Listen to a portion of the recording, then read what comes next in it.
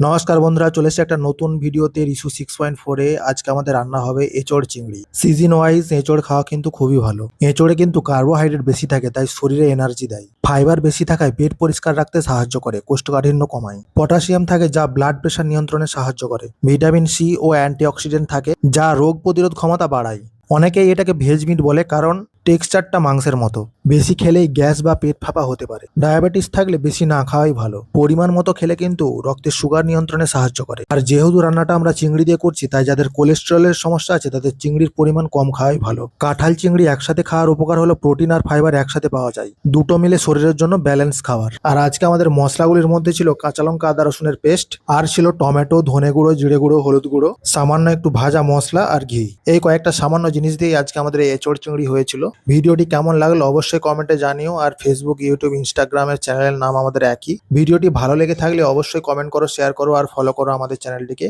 আজকের মতো tata, bye bye, দেখা হচ্ছে একটা নেক্সট ভিডিওতে।